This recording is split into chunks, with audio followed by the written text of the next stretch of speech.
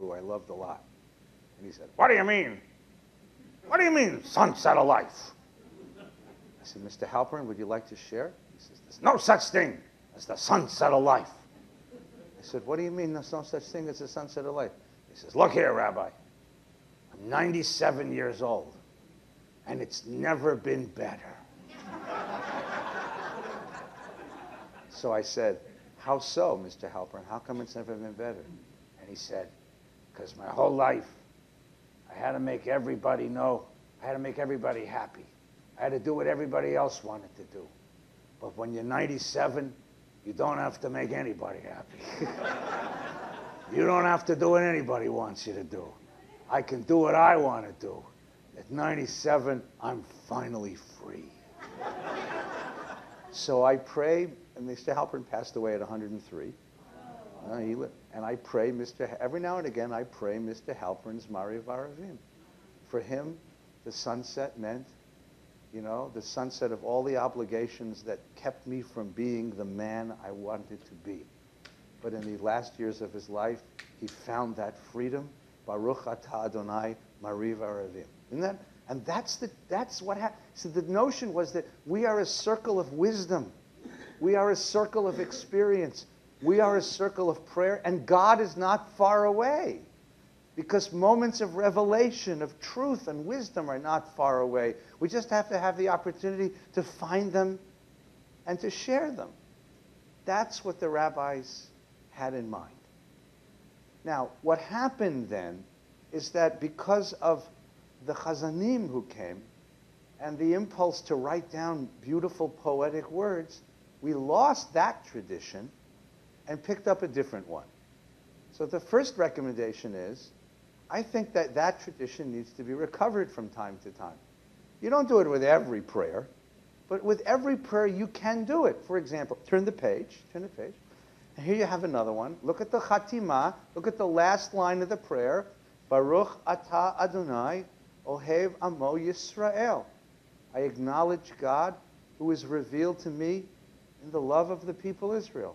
So the question I'd ask you is, when have you ever known in your life that you were loved? When did you know that you were really loved? And that will make lots of people cry. And crying is part of prayer, because it means you're going to go to those deep moments when you say, "Gee, I was in hospital," or "Gee, I was a kid," or "Gee, I was..." Right? And here's another. If you skip, the Shema comes next, which we can jump for just a minute.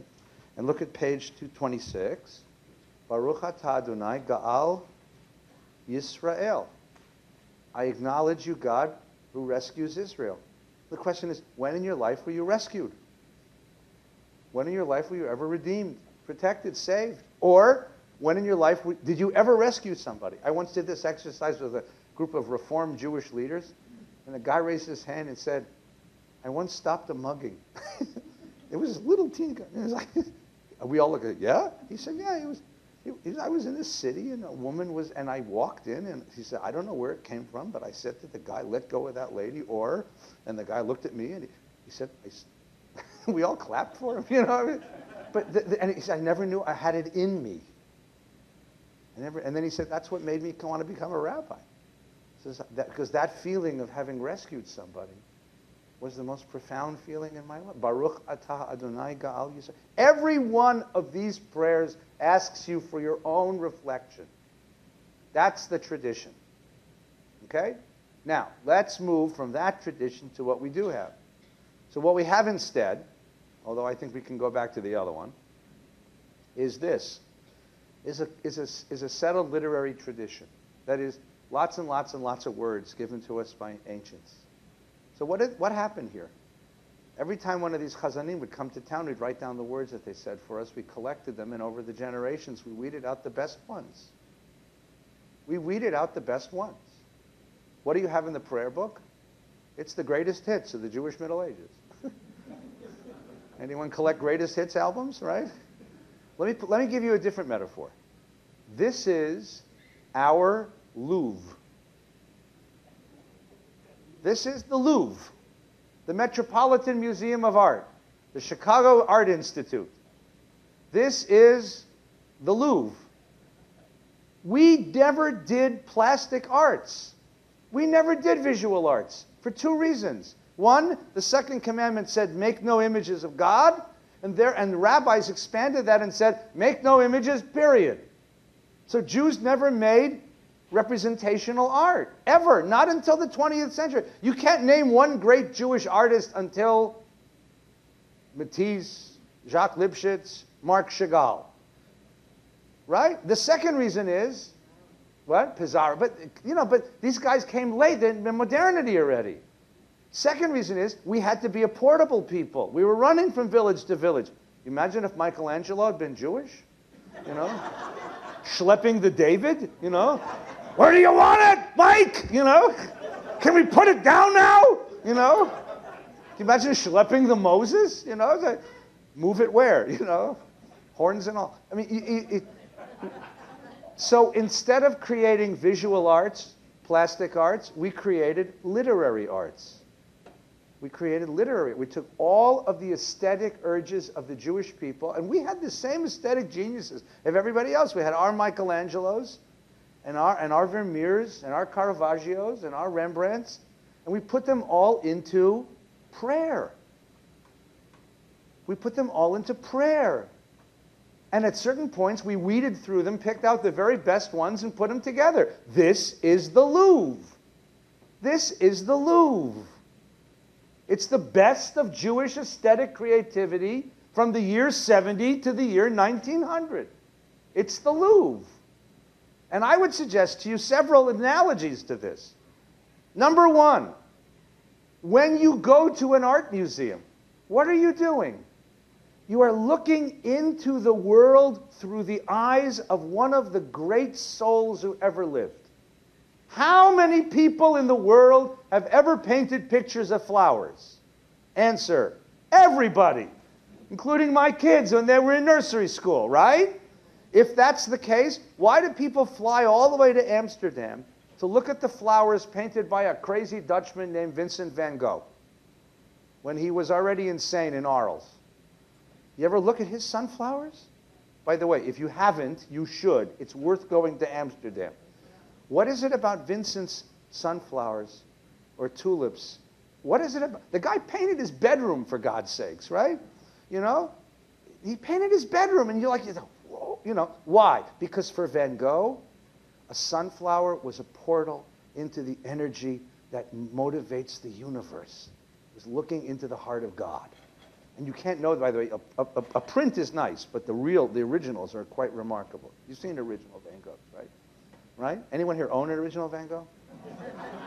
Because I'm coming to sleep at your house tonight. Now, think about, the same thing is true with prayers. You stand in front of a prayer in the same way you stand in front of a painting, and you try to ask yourself, what am I seeing here? What is he or she showing me of the universe through this prayer? The prayer is a portal into a vision of the universe. Remember, they were called Chazan. They were visionaries. This is their vision of the universe. And just as an art museum is going to have different kinds of art on the wall, the prayer book is not all the same voice. Each page is a different artist. It's like moving to the next picture in the exhibition. And it's been curated, but not real well. So there are all kinds of stuff. Then there are some really bright, powerful, sunny ones. There's some dark, strange ones. And there are representational pieces, and there are abstracts, and there are impressionists, and there are expressionists, and there's every kind of art you can name. There's a prayer that goes with it. You have to learn all the styles as you read them. There's a couple of other analogies, by the way, just incidentally. Here's one analogy, right? A friend of mine goes to Japan. He was a Japanese studies major in college. He told me this story when he got back. They took him to a Japanese art gallery. He stood in front of a piece of art with his guests, with his hosts. He stood there for 25 minutes. After 25 minutes, he said, "Could I see the rest of the gallery now?" And they said, "Oh, gauche American." The master spent 40 years in meditation creating this piece of art, and you're only going to give it 25 minutes? Right? And there are people who pray that way. Get to one prayer and stay there all morning. Don't leave. Right? Landau says, turn to page 28. Say, no, I like 27. You go ahead to 28. I'll meet you in the bathroom, right? I'll meet you at Kiddush, right? On the other hand, my wife and I we actually went to the Louvre, and we went to go see one thing. The way you do the Louvre without getting a headache is you go see one thing. We like to see medieval stuff, so we went to go see medieval tapestries. Coming out of the Louvre, a big bus of Americans comes, only Americans, right? A big bus of, whoa, God damn, we're at the Louvre, right? And the tour guide gets on and you can hear him from the street. He says, ladies and gentlemen, welcome to the world-famous Palais de Louvre. You will find Wing Victory on the 3rd floor. Mona Lisa, she's on the 4th floor. The toilets and souvenir shop is in the basement. Please be back on the bus in 20 minutes.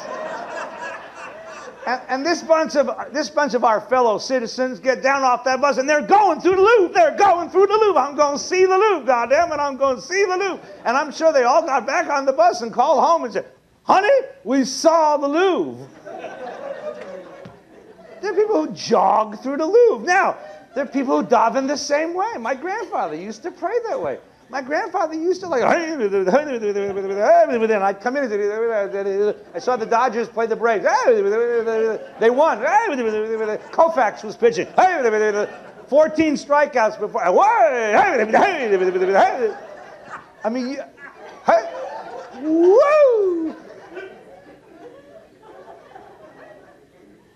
Please be back on the bus in 20 minutes. Right? Do it any way you want. But here's the thing. In the same way that, let me put it this way. I think that there are many things that separate us from this book. We just like the Louvre, we have a sense that this is a treasure. But you know how you ever go to an art gallery and like, you know that it's important? You know that you just don't know why? I think that's the way people do the prayer book. When I lived in New York City, I lived in New York City for a number of years, and my brother went to Yale, he lived in New Haven. He'd come down to see me. I said, what do you want to do? He said, I want to go to MoMA, Museum of Modern Art. You ever seen Museum of Modern Art, right? Right? So I take him to MoMA, 54th Street in Manhattan, beautiful museum. 5 stories, right? First story, Picasso's Blue and Pink period. Okay, it was cool. Women look like women. Horses look like horses. Houses look like houses. Blue and pink, but I can live with this. Not a problem. Second floor, early Cubism. I got a lady with 3 boobs on one side. Eyes are over here. Like, surrealism, melting clocks, things floating in there. All right, interesting. Third floor, abstract expressionism. Black panel, orange stripe.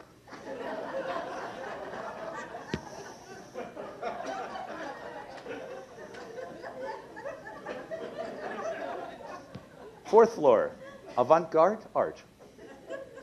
Crushed Buick. This is true story. There was this, you know Simi, right? Simi. This is a true story, true story. There was a little white square, and there were all these New Yorkers. You know New Yorkers, very urbane people. All these New Yorkers were gathered around this little white square.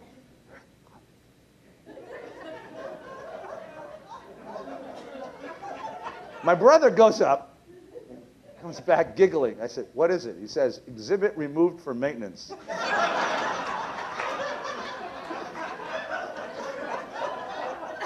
Question was there an exhibit removed for maintenance? Or is that the piece? You know that famous one with the pipe that says, this is not a pipe? So these guys thought, this is not a maintenance. This is, So my brother, of course, because he's a sweet kid and he's a smart kid, he sees a sign that says this, exit, and he stands in front of it and says, now this speaks to me. Jean-Paul Sartre was wrong. There is an exit,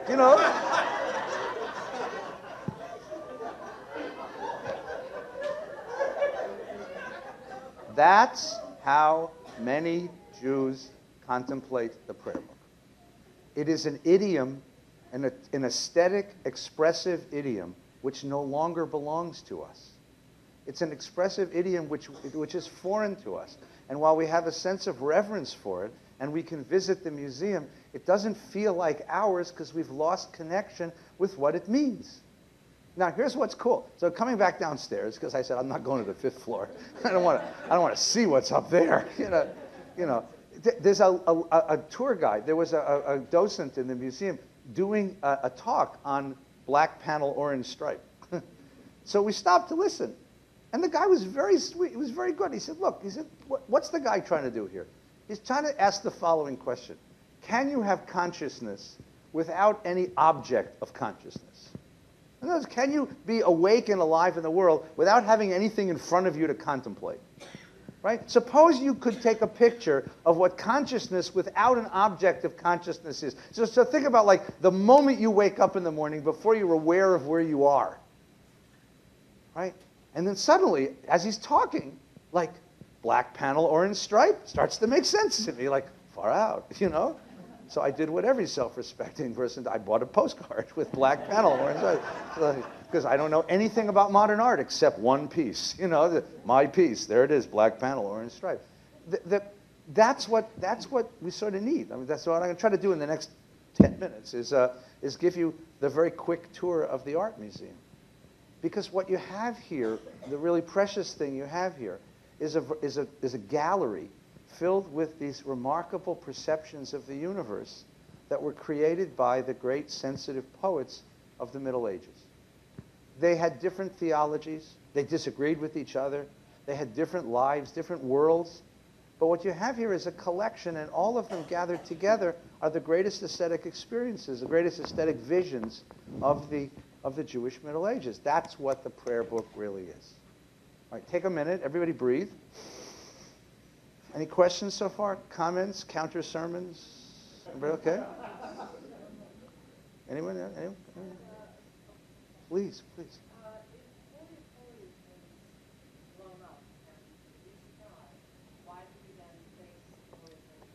That's a wonderful question. If the Holy of Holies exploded, why do we face that direction when we pray? It's very interesting. Let's go back just a second. We always face that direction when we pray, right? We always faced east. East is the Orient. The temple oriented us. When the temple was destroyed, we were a people disoriented. Okay? It really was a sense of being lost. So what did the rabbis decree? We will continue to face that way. And there grew a myth within the rabbinic tradition that someday, somehow, that temple would be rebuilt. Now, the question is, how literally do you take that tradition? There are some in Jerusalem who take it exquisitely literally, and they're already going ahead and building all the accoutrements of the temple. Maimonides, the great 12th century thinker, said it wasn't the temple will be rebuilt, but the intimacy with God that existed at that temple will be rebuilt. But the temple remains a symbol of our collective experience. So as a collective, we face in that direction. Think about this just for a minute. You can even see this practically. It's important that we all face the same direction when we pray collectively. Now, when you pray alone, you can go wherever you want, anywhere. But if we're going to pray together, we face the same direction. Think about that as a symbol of something, right? We come into this room as individuals. We live our separate individual lives. Right? You live in your house, and I live in my house, and you have your work, and I have my work, and you have your worries, and I have my worries. When we come into the synagogue, we become one. We share with each other. So we face the same direction. And which direction do we face? Same direction Jews have been facing forever. We face the same direction, not only us, but everybody else among the Jewish people faces the same direction. You see how that is as a symbol? And it became symbolic. Okay? It orients us. Okay? Good question. Other questions? Free. Yes. Yes, that's true. Everyone faces toward the rising of the sun. This is the return of hope to life. That's good. All right. If we hadn't, we can. Yeah, we have enough time. I was going to say we can play a game called Pick a Prayer. You know, pick a prayer. We'll take one, but let's do one, and then if we have time, maybe a second. But I think we'll do one because we'll do a nighttime one. So let's do the last one, okay? You can pick any prayer, and I'm gonna pretend to be your museum docent, and I'm gonna show. So go to page 281, 281. This is the last prayer in the book.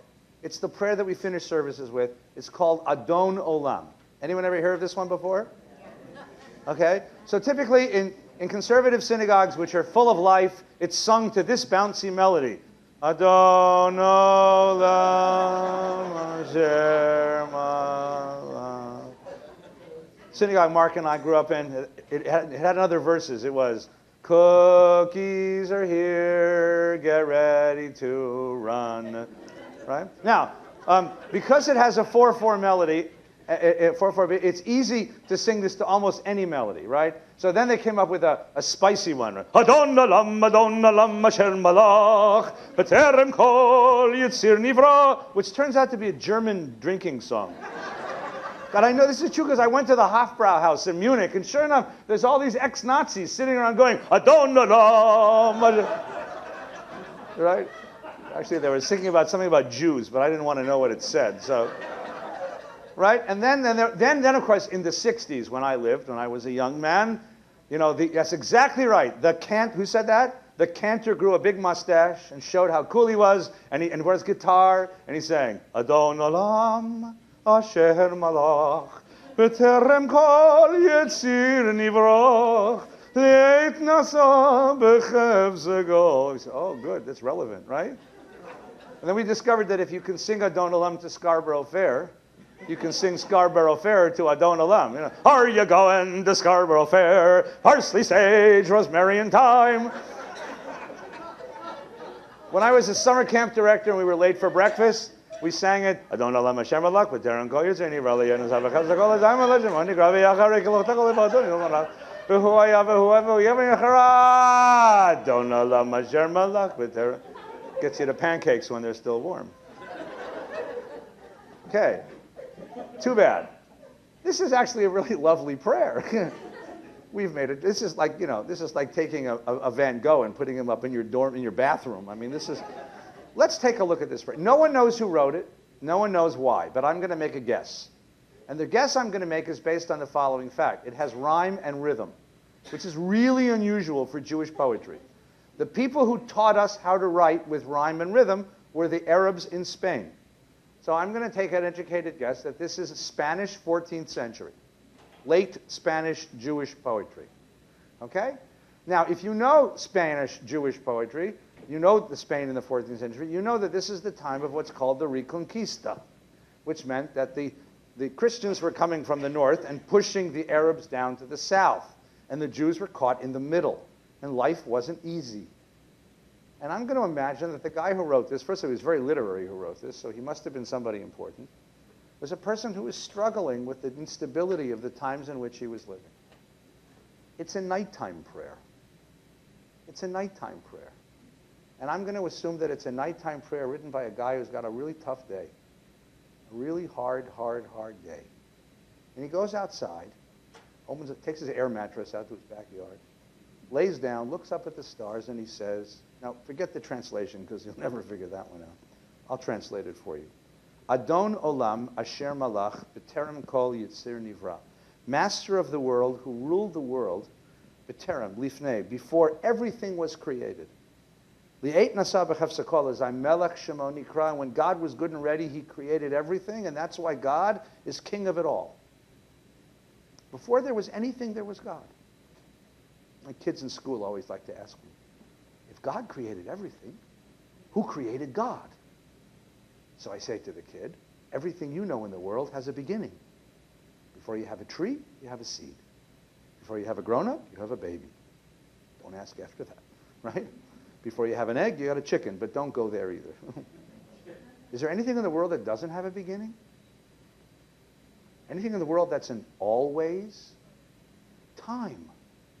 Time doesn't have a beginning. Well, Einstein thought maybe, but because if time had a beginning, then you'd ask what was 5 minutes before that? God is an always. Before there was anything was God. But if God is an always, then look at the next verse. After it's all gone, God will still be alone. God will be alone. Now, that's the notion of eternity. Anyone remember, going back to our previous discussion, the first time you ever slept outside under the stars as a kid? Or looked outside, sort of lay out your air mattress, or in Girl Scout camp, or Boy Scout camp, or Jewish camp, and you looked up, and you saw Not the city skyscape, but the countryside. Just this whole canopy of millions of stars. How does it feel? Awesome. And how does it make you feel? Very, very small. You think of yourself as this tiny creature floating on this tiny piece of stone, hurtling through the infinity of space. And then you start to say, not only is space infinite, time is infinite. It goes on forever before I was here. It goes on forever after I'm gone. I'm a very tiny, tiny little creature. God inhabits it all. That's eternity, right? V'hu haya, v'hu hoveh, v'hu yeh v'tifara. God was, and God is, God always will be. But I won't be. I'm only here for a glimpse, for a blink of an eye. What am I compared to the infinity of time? And what am I compared to the infinity of space? V'hu echad v'ein sheni. There's one God. One God inhabits all this infinity. V'ein sheni lahamshila lahachbira. There isn't another one with whom God has to share the universe. One God inhabits all of time and space. Beli reshit, without a beginning. Beli tachlit, without an end. V'lo ha'oz v'hamisra, and everything in the world belongs to God. Now, if you stop there, that's sort of like that Starry, Starry Night. That's Van Gogh's Starry Night, right? That's the sense of small, my tiny, small insignificance in the vast infinity of the universe. But he's not done. And the most important word in the whole prayer is the vav in the next sentence. What? V'hu eli. But that God that inhabits that infinity, is mine. Now, is it and that God is mine, or but that God is mine, or nevertheless that God is mine? But that infinity, suddenly he realizes, I belong to that infinity. I am not here and God is there. I am that infinity. I am the eyes of that infinity. I am the heart of that infinity. I am of that infinity. I am no accident in that infinity. V'hu eli v'chai go ali. Chai go ali is an interesting phrase because it can be translated in 17 different ways. Either the redemption of my life, or the life of my redemption, or that which redeems my life. But when I think the fact that I am the intended creature of that infinity willed me to be. I am of that infinity. V'tzur chavli bi'et sarah. And therefore that God of that infinity, tzur means a rock, a stone. Think about a stone at the shore. And the waves coming and beating against it. And the rock stands there. The rock is there. It's stationary. It's firm. It's strong. And that's where you go when you have tzara. Translation, tsuras. When there is instability, when there is events, when there is trouble, when there is tumult, that's where you go, because the rock will not be moved. V'hu nisi umanosli. That's a beautiful phrase, nisi. The word nes in Hebrew, miracle. It also means a flag, a sign. It also means an escape. Here's one of the images. In a war, in a battle, soldier knows that his guys are losing the battle. What does he do? He looks for the flag of his unit, and he retreats toward the flag because that's going to be the safest place on the battlefield. God is that flag. I come back to that God when life is unbearable, and that's the place that I am safe. Umanosli, my haven. Minat kosi biyom ekra. My cup, my portion, that which is mine, which has been given to me on the day that I call. And now he takes a deep breath, because it's been a really hard day. But now, having remembered who he is and where he fits in God's world, now he can finally rest. And so he says, Biyado afkid ruchi bi'eti shan ve'a'ira. Into God's hands I give up my soul and my body when I'm asleep, and when I'm awake. You ever try to go to sleep in a hotel room and have a hard time falling asleep? Why do you have a hard time falling asleep in hotel rooms? It's a hard mattress, right? That's true. And there's noisy people next door, right? But assuming it's a very expensive hotel and the people next door are quiet, why is it still hard? Because it's not my bed. It's not my pillow. It's not. This is why little kids have separation anxiety at night. It's scary going to sleep. It's giving up control in a place that's not mine, right? In a place that's not mine. It's scary. But he says, finally, the world is my home. I can let it go. I can let go. I can let go. I can let go. I told you a great story. You all met Nessa about a bunch of years ago. My daughter Nessa came. So when Nessa was 3, we used to have a routine. You know, daddies and daughters are close. So Nessa was 3. You used to take Nessa, put her to bed, cuddle with her, read her a story, sing the Shema, say prayers for everybody we love, and then say, Nessa, go to sleep. Nessa would close her eyes. I would stealthily sneak out of her bedroom. I'd get halfway up the hall. Suddenly she'd start to shriek, Abba! There's a monster under my bed! There's a dinosaur in the closet! There's a big spider on the ceiling! There's a bad man in the window! Abba! Now I read Parents Magazine, which is the Shulchan Aruch of parenting. I know what the halacha is. You go back in the kids' room, you turn on the light, you look under the bed. No monster, Ness. You look in the closet. No dinosaur. You look on the ceiling. No spider. You look in the window. No strangers. Kid, it's late. You got a big day in school tomorrow. I love you. Go to bed. How about, can I have a glass of water? Sure, but then you're going to have to pish, but all right. You know, have the glass of water. Give the kid the glass of water. Abba, hold me another minute. Okay, so you hold the kid another minute. She falls asleep. You sneak out. We did this for a year. A whole year. 1 year, a year in, I'm walking down the hall the second time. And suddenly I stop, and a strange thought occurred to me. Who's right? Whose description of the world is factually correct, empirically accurate?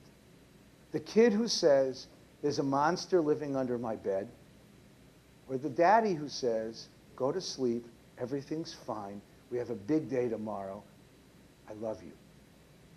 Answer, factually, the kid is right. She doesn't know what you and I know, because she doesn't watch network news, like, she doesn't listen to NPR, right?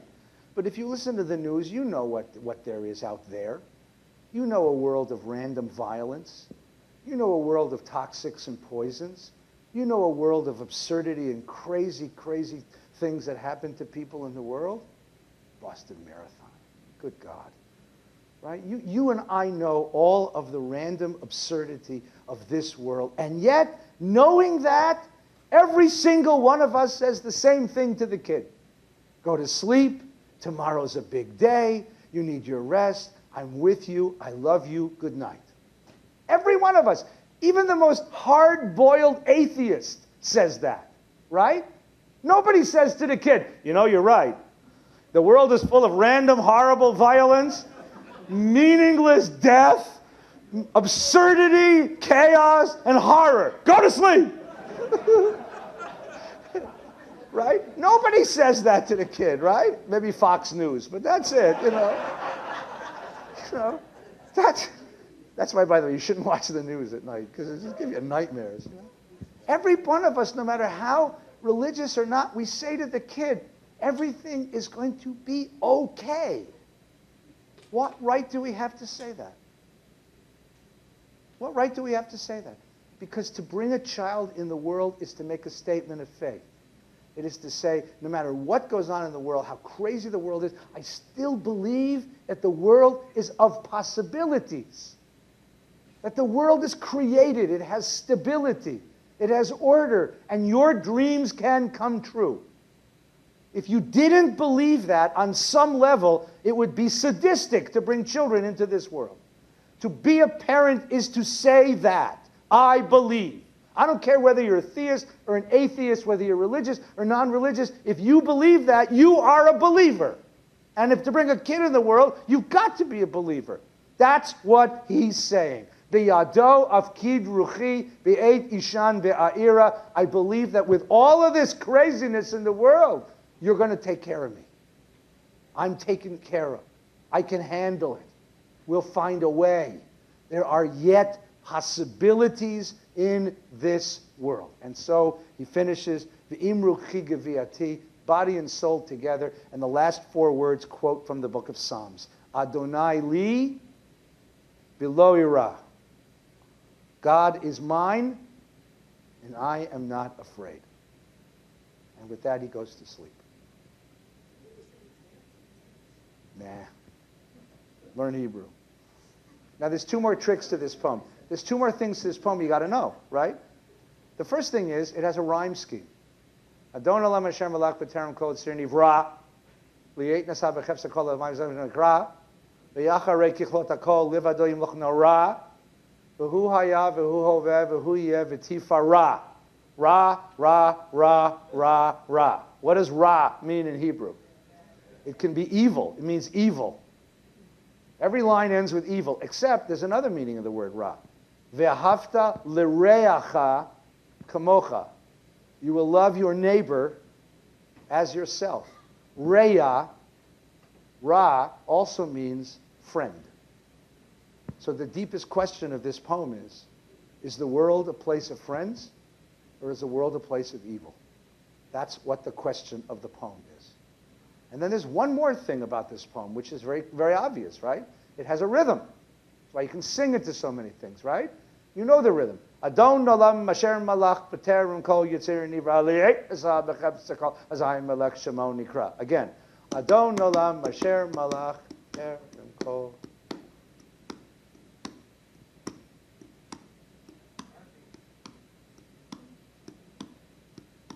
Adon olam asher malach b'terem kol yitzir nivra. The guy who's had a terrifying time watching his world fall apart, wondering, can I get through today? Can I get through tomorrow? Can I protect the people that matter to me? So he drags his air mattress out to the backyard, lies down, looks up at all the stars, and he says, God, if you're there, if you care for me, if you intend me, if you're with me, give me a sign. Give me something that I know you're there. And he breathes, and he quiets his thoughts, and he quiets himself. And the last thing you hear, if you really quiet yourself, is